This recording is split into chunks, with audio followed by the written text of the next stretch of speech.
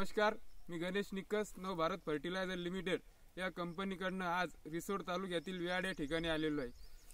आज आपण येथील प्रगतशील शेतकरी संतोष भाऊ जोशी यांच्याकडून आपल्या प्रोडक्ट विषयी माहिती जाणून घेणार आहोत। नमस्कार सर। नमस्कार। तुमचा परिचय सांगा। मी संतोष आत्माराम जोशी, राहणार व्याड, तालुका रिसोड, जिल्हा वाशिम।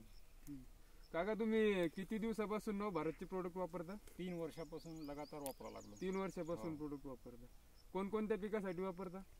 सोयाबीन पहिले वापरतो, सोयाबीनसाठी, नंतर तुरीसाठी, त्याच्यानंतर हरभऱ्यासाठी। अच्छा, यापूर्वी तुम्ही रासायनिक शेती करत होता? हो। आता तुम्ही जैविक करता? हो। काय फरक जाणवला? फरक 21 दिवस ताळी अजिबात या औषधानं नव भारत नाही येतच नाही। हो।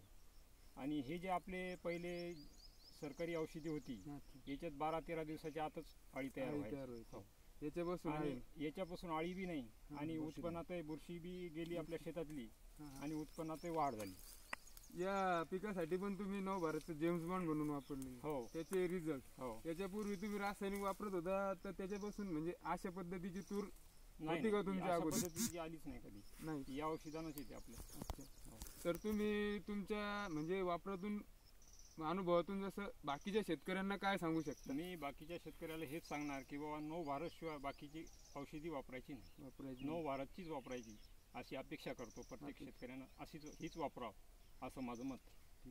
धन्यवाद काका। यांच्याबरोबरच त्यांचे मित्र सुद्धा आलेले आहेत, त्यांच्याकडून आपण परत माहिती जाणून घेऊया। नमस्कार काका। नमस्कार। तुमचा पण परिचय सांगा। नमस्कार मित्र, माझं नाव जगन्नाथ कुंडलिक बोंडे, मी राहणार व्याड आणि तालुका रिसोड, जिल्हा वाशिम। तर मला या जे जैविकचे आणि याचे जे आहेत प्रोडक्ट, तर हे मला माझ्या शेतामध्ये मी 2 वर्ष झाले, फक्त 2 वर्ष, मी 2च वर्ष झाले वापरतो। पण याचा रिझल्ट आता मला, मी माझ्या याच्यामध्ये 2 तुरी टाकलेल्या आहेत। एक हे शंकरा टाकलेली आहे आणि एकीकडे चारू टाकलेली आहे। तर चारूमध्ये जरा कमी रिझल्ट दिसतो मला आणि शंकरामध्ये भरपूर रिझल्ट दिसतो, कारण का शंकराच्या ओळींना मासे असे वाकून पडलेले आहेत माझ्या, कारण का मला त्याचा फरक पाहायचा होता। याच्यामुळे मला ते माझी जमीन जी होती एवढी कडक राहायची की त्याच्यातून म्हणजे असं भेगा पडायच्या भरपूर। ज्यावेळेस मी पाणी दिलं, त्याला हे केलं, त्या जमीन, आता मागचा पाणी पडला सोयाबीनच्या टायमाला, तेव्हा पण जमीन नरम राहिली माझी।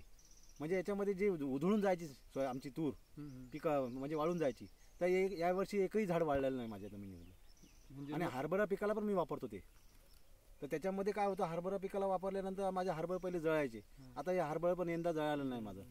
म्हणजे एवढं फरक पडतो त्या, म्हणजे ही औषधी एवढी चांगली मला पडली, फरक या 2 वर्षामध्ये मला माहीत पडली आणि यांच्या माध्यमातून मी ते वापर केलेला आहे संतोष भटजीचा। धन्यवाद।